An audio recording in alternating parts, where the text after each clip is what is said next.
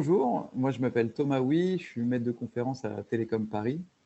Et dans le cadre de cette formation, je vais parler de sujets qui m'intéressent beaucoup en recherche et en enseignement, qui sont les bonnes pratiques à adopter dans un monde numérique et dans un monde d'incertitude. Alors, en fait, quand vous regardez ce sujet-là, on s'aperçoit qu'il y a beaucoup d'imprécisions derrière les termes lorsque l'on parle de numérique. Par exemple, vous pouvez parler de disruption, d'uberisation, mais on ne sait pas très bien ce qu'on met derrière ces termes-là. Donc très précisément, un des éléments de cette formation, ça va être de préciser ce que produit le numérique pour les organisations.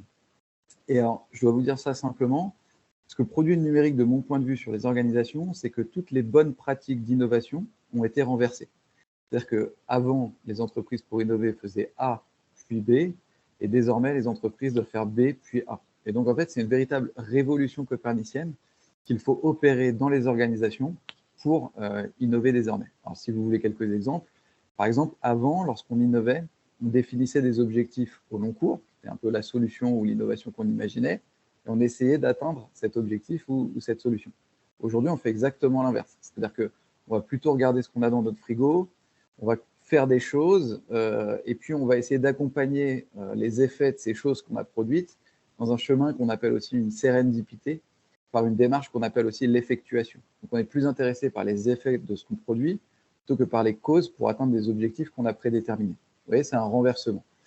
Avant, par exemple, on produisait et on vendait. Désormais, on vend et on produit. Donc vous voyez, je pourrais en prendre 20 des renversements de bonnes pratiques. C'est intéressant de voir quelles sont les nouvelles bonnes pratiques d'innovation dans les organisations.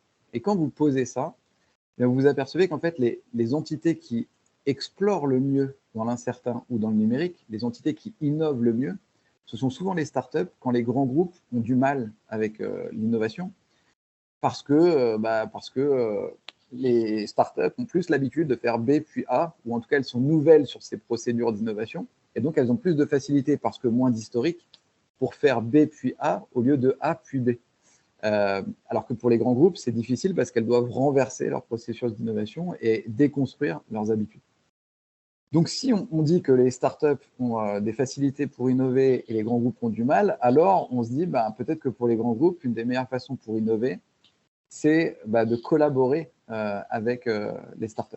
Donc là, on peut faire référence à un article assez connu donc, qui a été publié par James March dans une revue qui s'appelle Organization Science en 91, où il pose sur la table une question qui est exploration versus exploitation in organizational learning. C'est-à-dire, est-ce qu'il est possible, quand on est une organisation, à la fois d'explorer et d'exploiter? Exploiter, pas au sens péjoratif, mais exploiter un modèle économique pour l'optimiser. Explorer, aller à la quête d'un nouveau modèle économique. Est-ce qu'il est possible d'être ambidextre, d'être à la fois gaucher et droitier, d'explorer et d'exploiter? Alors, je ne sais pas si c'est possible, mais en tout cas, si les grands groupes veulent explorer, sans doute qu'elles doivent le faire avec les startups. Et donc là se pose la question de la relation startup-grand groupe, comment les grands groupes peuvent collaborer avec les startups. Et là, c'est un champ très intéressant à discuter, parce que si vous prenez n'importe laquelle des modalités de la relation entre les startups et les grands groupes, vous apercevez que cette relation, elle est compliquée. Une startup qui va vendre à un grand groupe dans une modalité qu'on appelle B2B. Compliqué. La startup, souvent, elle tire dans le brouillard parce que le grand groupe a du mal à exprimer son problème. Vous pouvez prendre aussi le rachat, le grand groupe qui rachète une startup. Compliqué. Vous pouvez prendre les incubateurs corporate, vous pouvez prendre l'open innovation, vous pouvez prendre les CVC, les corporate VC, c'est les structures d'investissement des grands groupes pour acheter les startups. Toutes ces modalités sont compliquées, posent des questions. Et donc, dans le cadre de cette formation, c'est intéressant de voir aussi comment cette relation pourrait être plus épanouie et plus équilibrée. Donc, finalement, j'espère que je vous ai fait un peu le storytelling et le récit narratif de cette formation.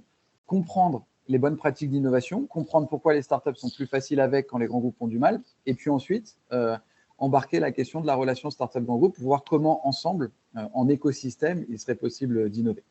Alors cette formation, elle s'adresse tout particulièrement aux personnes intéressées par les questions d'innovation, à la fois en compréhension, mais aussi dans leur pratique quotidienne. Donc toutes les personnes qui font partie des services d'innovation, mais plus largement, parce qu'on en discutera, mais l'ensemble de l'organisation est désormais préoccupé par les questions d'innovation, et donc n'importe quelle personne au contact de ces questions d'innovation peuvent être intéressées par cette formation.